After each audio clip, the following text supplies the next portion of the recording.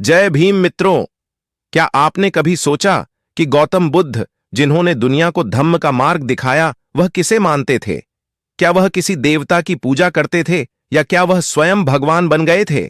एक राजा जिसने अपना सारा वैभव, परिवार और राजपाट त्याग दिया, वह किसे महत्व देता होगा? इस सवाल का जवाब आपकी सोच को बदल सकता है। इस वीडियो को अंत तक देखें, क्योंकि आज हम इस गहरे सत्य को उजागर करेंगे। हमारी जिंदगी में डर हमेशा मौजूद रहता है, कभी असफलता का, कभी अकेलेपन का, तो कभी मृत्यु का। यही डर हमें किसी न किसी की पूजा करने के लिए प्रेरित करता है। कोई भगवान की पूजा करता है, कोई धन की, तो कोई रिश्तों की। लेकिन गौतम बुद्ध, जिन्होंने सब कुछ छोड़कर आत्मज्ञान का रास्ता चुना, वह किसे पूजते होंगे? क्या ऐसा व्यक्ति जिसने हर सुख त्याग कर कठिन तपस्या की, पूजा में विश्वास करता होगा?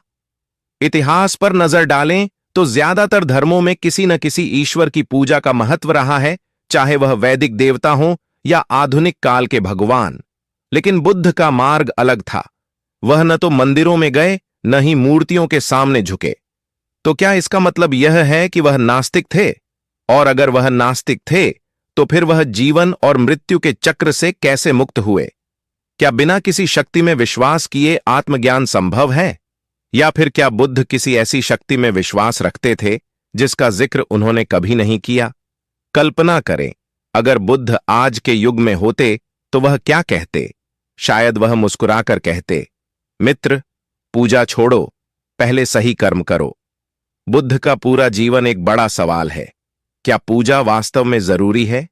क्या कोई व्यक्ति केवल अपने प्रयासों से, बिना किसी बाहरी शक्ति के, मोक्ष प्राप्त कर सकता है?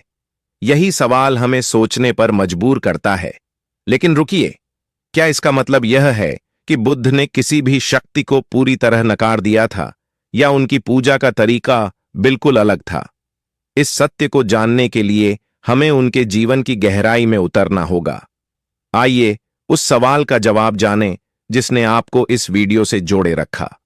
गौतम बुद्ध किसी देवता या भगवान की पूजा नहीं करते थे, लेकिन इसका मतलब यह नहीं कि उनके पास कोई मार्गदर्शक स्रोत नहीं था। बुद्ध धम्म की पूजा करते थे, लेकिन यह धम्म क्या है? धम्म का अर्थ है जीवन का शाश्वत सत्य, जो इस ब्रह्मांड को संचालित करता है। यह सत्य, करुणा और नैतिकता का मार्ग है।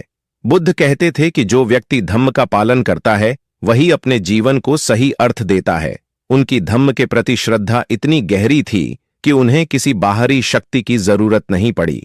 बुद्ध का मानना था कि हर व्यक्ति के भीतर एक अनोखी शक्ति है, बस उसे पहचानने की जरूरत है। उन्होंने कहा, अप्पदीपो भव, अर्थात स्वयं अपना दीपक बनो। इसका मतलब है कि अपने ज्ञान और सत्य को अपना मार्गदर्शक बनाएं, न कि बाहरी पूजा में उलझें। अब आपके मन में यह सवाल उठ सकता है, क्या बुद्ध ईश्वर में विश्वास नहीं करते थे? क्या वह नास्तिक थे? जवाब थोड़ा जटिल है। बुद्ध ने ईश्वर के अस्तित्व को पूरी तरह नकारा नहीं, लेकिन वह कहते थे कि ईश्वर से ज्यादा महत्वपूर्ण हैं आपके कर्म। अगर आप सही कर्म करेंगे तो किसी को प्रसन्न करने की जरूरत नहीं। लेकिन एक और सवाल है। बुद्ध ने प्रार्थना को एक नए तरीके से परिभाषित किया। उनके लिए प्रार्थना का मतलब था मन को शांत करना, ध्यान में डूबना और अपनी चेतना को ऊंचा उठाना। वह किसी बाहरी शक्ति के सामने झुकने के बजाय अपनी आत्मा को जानने में विश्वास करते थे। इसलिए यह कहना गलत नहीं होगा कि बुद्ध की पूजा किसी मूर्ति या देवता की नहीं, बल्कि उस सत्य और शक्ति की थी जो हमारे भीतर मौजूद है। यही धम्म की पूजा है। और अगर हम इस सत्य को समझ लें तो जीवन के सारे बंधन टूट सकते हैं। अब तक आपने जाना कि बुद्ध किसी देवता की पूजा नहीं करते थे। उन्होंने धम्म, सत्य, नैतिकता और जीवन के शाश्वत नियमों को अपना मार्गदर्शक बनाया। लेकिन धम्म का पालन करने और आत्मज्ञान प्राप्त करने का गहरा अर्थ क्या है? बुद्ध कहते थे, आपकी मुक्ति आपके अपने हाथों में है, कोई और आपको मुक्त नहीं करेगा। इसका मतलब है कि हर व्यक्ति के पास अपने दुखों से बाहर निकलने की शक्ति है, बशर्ते वह खुद पर काम करने को तैयार हो। बुद्ध का मार्ग ध्यान और आत्म जागृति का था। वह कहते थे कि अगर आप अपने मन को शांत कर लें तो आप अपने अज्ञान को मिटा सकते हैं। उन्होंने इसे बॉन विपश्यना बॉन्डस कहा, जिसका अर्थ है चीजों को वास्तव में जैसी हैं वैसा देखना। लेकिन ध्यान आसान नहीं है। डर हमेशा आता है। क्या होगा अगर मैं असफल हो गया? क्या होगा अगर मैं अपना सच्चा स्वरूप न देख पाया?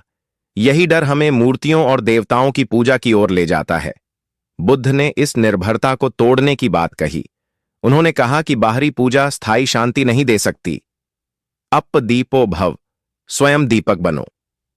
बुद्ध का जीवन इस बात का उदाहरण है कि बिना किसी देवता या बाहरी सहारे के केवल अपने प्रयासों से मोक्ष संभव है। अप दीपो भवनास का अर्थ है अपने मार्ग का दीपक स्वयं बनो। अगर आप दूसरों पर निर्भर रहेंगे तो आपका जीवन कभी उज्जवल नहीं होगा। ध्यान और आत्मज्ञान की प्रक्रिया आपको आपके भीतर की रोशनी तक ले जाती है। बुद्ध का रास्ता आसान नहीं था। उन्होंने 6 साल तक कठोर तपस्या की, भोजन त्यागा और हर कठिनाई सही, लेकिन अंत में उन्होंने मध्यम मार्ग को अपनाया, न बहुत कठोर न बहुत सरल। अगर बुद्ध इतने कठिन मार्ग पर चल सकते हैं तो क्या हम अपनी छोटी छोटी चुनौतियों के सामने हार मान सकते हैं? बुद्ध का संदेश यही है कि स्थायी खुशी के लिए हमें अपनी भीतरी शक्ति को जगाना होगा। बुद्ध का धम्म केवल आध्यात्मिक मार्ग नहीं बल्कि एक वैज्ञानिक दृष्टिकोण है।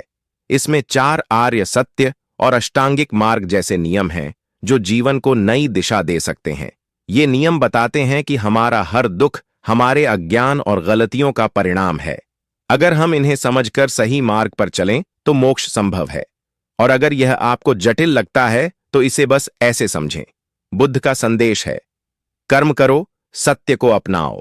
बुद्ध का सबसे बड़ा उपदेश यही था कि जो सत्य आप बाहर खोज रहे हैं वह आपके भीतर है। जब आप अपने मन को शांत करेंगे, ध्यान करेंगे और सही मार्ग पर चलेंगे तो वह सत्य स्वयं प्रकट होगा।